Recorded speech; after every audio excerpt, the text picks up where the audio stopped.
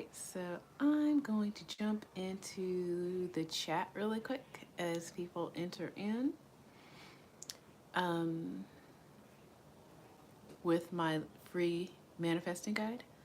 So make sure you are, you know, partaking of that guide. Okay, it's free, and yes, you'll get emails from me about my insights and my research on being the best manifester you can possibly be, because that's really what it's about.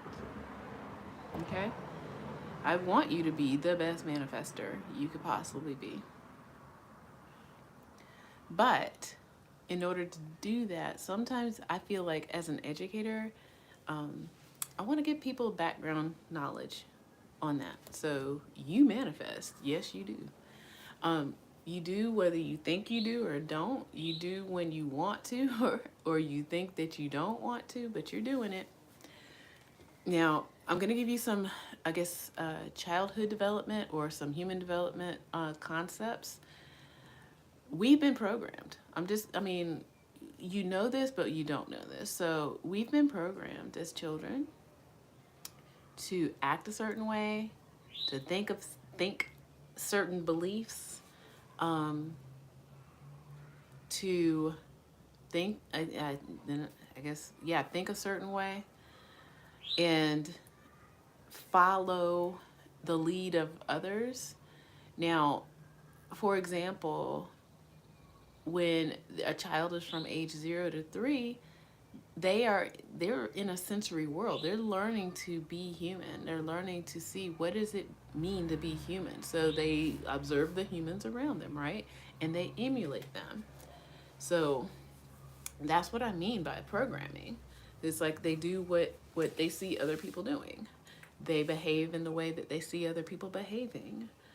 And so when it's time for kids to go into, I guess, education, or the education system, let me reframe that a little bit. The education system, um, they're a little older. They're, from 3 on, I mean, yeah, from 3, depending on where you live, on up. Then they learn more concepts that they emulate or people want them to emulate. And they get what we call socialized, um, whether for good or for bad. Now, I can see how socialization can be good, but I and most likely tend to see how socialization can be bad for people in general. And becoming your own deliberate creator is where that tends to fall apart, okay? Because as we grow and we emulate the people around us, our family, our friends, our teachers, whoever in our current system, there's a lot of mindsets that are, taught. There are behaviors that are seen again by young kids, and it gets to the point where they assume that that's how they should be to get what they want out of life, and that is the programming. There are things, subtle things, and then there are more obvious things. Of course, you send your child to school to learn to be literate, to read and write and do calculations, right? But then you also have to contend with a child copying uh, what we call a bad influence, okay? So a bad influence is like, well, maybe this kid is drawn to this other kid that just does, inappropriate things, or maybe this kid is trying to speak the same way as the other kids around them, like using the same jargon and things like that. So this is what I'm saying when it comes to being programmed. And because we are or have been as young people programmed, it's hard for some people to realize they've been programmed, and for people to realize that the life that they created is not necessarily what they actually wanted, or they never even addressed the idea of what they really wanted. You know, like it's almost like being in a land of water. Say like you're a mermaid or something, or a mer person, and you never got a chance to experience what it was like to be an air breather because you were always immersed in water. So you can't imagine what it would be like to breathe air. You can't imagine what it would be like to have legs and walk around, because all you know is the world of water and the world of ocean. So when it comes to being a manifester, you are manifesting, but you're regurgitating all of the things that have been programmed into you to believe. You know, so things like fairy tales, watching cartoons, Disney. I'm trying not to put certain people under the bus, but it's true. Um, it makes people want to think. One of the things I'm about to say, one of the things that I learned really messes people up is those fairy tales when it comes to relationships. Okay, so do you see how now this is like coming into play? If they didn't have good models or counteractive models to see in the real world, they're sitting there wanting to be a Disney princess or something, and they see like, oh, all you have to do is wear this pretty dress, and the prince will come and take care of you and all this other stuff, and that kind of stuff. So that's what I mean by getting in basically in a sticky situation when it comes to trying to realize a different kind of manifestation based on what you've been boxed into. You've been boxed into it, and it's not your fault because you didn't know, and nobody really knew. Of course, there are some movers and shakers, um, years ago. Gonna look him up definitely. So in the school system, I work in a school that is a little more progressive than most. So we don't do pour knowledge or pour information into people and so that they can regurgitate it back to us, because that's the model of I want to say Rockefeller. Um, he wanted the school system to basically train people how to work in factories. Look it up, okay? Looking it up now. But yeah, he was a philanthropist, but he was also, wanting to keep his riches and keep his wealth. So he had ideas about education, and that's really what he wanted for the masses. I mean, that might be different for his family, but he wanted a workforce, okay? And because he wanted a workforce, um, I guess he was one of those people who um, put together. I just saw a fun fact. I'm gonna put it in there. Put together a school system, an education system that just basically people who would work in a factory. Okay, now my fun fact, which I kind of already knew this. All right, so at one point in time, I did not attend Spelman, and I'm sorry, this might sound like I'm throwing Spelman under the bus, but Morehouse is the same. It is an HBCU, the college. I live in Atlanta. Um, but a lot of people don't know that Spelman was founded by white people. Okay, just putting it out there. And guess who? Guess whose spouse was a Spelman? Rockefeller, his wife. That's what I just saw as I just looked this up. So I already knew that. It's always interesting when people come to, when I was working at the college at the time, um, some people who attend, I think a lot of the women who do attend, they find out eventually, but a lot of the people who go to visit and they were like, oh, of course there are great people that come out of the schools. I'm not saying that, but it's always interesting where they realize like, oh, one of his spouses, Laura Spelman Rockefeller of the Spelmans, who actually founded Spelman the college. And I believe, I'm trying to remember the history of Morehouse too. But anyway, that just happened to, I Googled. But really, yeah, the Rockefellers, they didn't want thinkers, they wanted workers. So that's the education system. That's what we're working with right now, okay? You can complain all you want, but I mean, there's also things around it. Look, I grew up in the system also, but I'm also a sovereign. I'm also a free thinker. Okay? I know how to think around all these things. I had an upbringing where we learned to question everything. Okay? Or take what works for you and leave the rest. It's like, if that's not gonna work for me, it's like, no thank you. Right? So that's what we have to fight against, okay, manifestors, because yes, you are a manifester. You've been programmed and molded to think a certain way to continue the manifestation of someone else, because other people can manifest for you, but only with your permission, okay? And sometimes your permission wasn't acknowledged, that yes, you have permission, choice. This is something else I also talk a lot about with my teachings. It's like, once you realize you have choice, literally the world opens up to you. It really does. You are free. This eliminates a lot of resentment. It eliminates so much guilt. It keeps toxic people out of your life, I hope. Cheers to, getting rid of toxic people.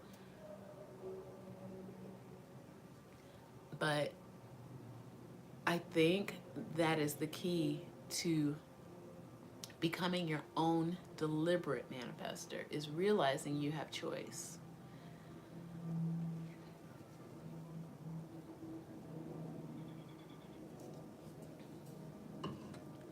And that even includes the process of manifesting. So one of the things in my free guide, when you pick it up, you'll realize, like, you'll have to go on what is called a mental diet. And that's going to be real important to kind of, I know some people are half stepping the mental diet, but it kind of needs to be yeah. Um, or, no, there's no or. So you really do have to let it go. Like, certain things that entertain you. So there is what is called the entertainment trap. Like, I'm a performer, but I don't fall for the entertainment trap. Okay? So you've got to practice that mental diet. It might seem strange at first because you're so used to, or didn't realize how ingrained the culture is, and how ingrained it has been a part of your life, to the point where, yeah, you don't know who you are. And that's why I also am encouraging people to do inner work, because you don't know who you are. A lot of people don't. They are only what other people told them they should be. They don't know who they are beyond the job, beyond even their name. They don't know who they really are. And that is the biggest realization when it comes to inner work and manifesting. Because if you try, yeah, I'm not saying it's not going to work. If you don't do inner work, it is going to work. But if you really want real change, like real transformational change, you got to work from the inside out. Okay? There are people who they, want to, I don't know, have more money in their life, or they want a better body, those kind of things. And then they look for the quick fix, and that's not it, because now you're still in the loop. They're just using what you think you want against you towards you. So, I mean, things like what the diet industry alone is what $1 billion industry, billion with a B, billion. Okay. And they program you to think like, oh, every January here comes those sales for the gyms and stuff, and they already know most of y'all are quit by March. They already know. They got y'all programmed for that, okay? And same thing with certain other holidays, Western world holidays, Same thing with uh, uh, um, designer, I s- designer brands. Like they say, oh, if you're not wearing this name on your body, then you're worthless. Can you hear yourself? Can you hear what other people are saying in that? If you don't wear a certain thing on your body of somebody else's name, I've already covered this before. I'm sorry. I find that to be weird. If you are so consumed with trying to put somebody else's name on your body to claim that you have value, there's something wrong. I'm just putting it out there. Now, I'm not saying, again, not to wear designer, but there are some people who really, they don't think they are valuable until they are wearing such and such on their body, riding in certain kinds of cars, having a certain kind of like mate. They really and truly believe the hype, and that makes me sad. Now, I like, again, they might say, oh, it has a certain kind of quality, it's better quality and this and that. It's like, okay, whatever. But if you are obsessed with putting a label on your body to make you feel better about yourself, something is wrong. I'm again, I'm the type of coach that is brutally honest with my thinking. Like, you might not think that way, but that's how I see it. I was like, why are people so obsessed? It's clothes, it's shoes. Okay, like, people have died. I'm sorry, but I don't think human lives are more important than a pair of shoes. I don't think human lives are more important than what you got on your body. Okay, so there's that. But the science of manifesting really relies on, and this is how I'm going to intertwine this with Maslow's hierarchy of needs. So, again, science. There is science. If we're too busy being stressed out, still manifesting while stressed out, you're only going to produce more things that are going to make you stressed out, okay? Now, before I approach Maslow's hierarchy of needs, I'm going to talk really quick about the RAS again.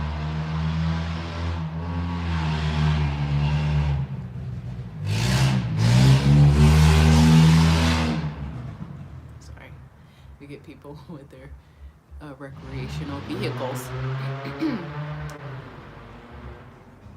Okay, the RAS. So I in my researching of cognitive health, have found that it is called the reticular activating system. It controls your sleep and waking, how you regulate your body, okay, and it controls your fight or flight responses. It also is a filtering system of stimulation. So our eyes are also a part of our brain. That's something else that I kind of realized just recently. But our eyes take in stimulation, all stimulation, whether you think so or not. It's the RAS that is the filtering system. And while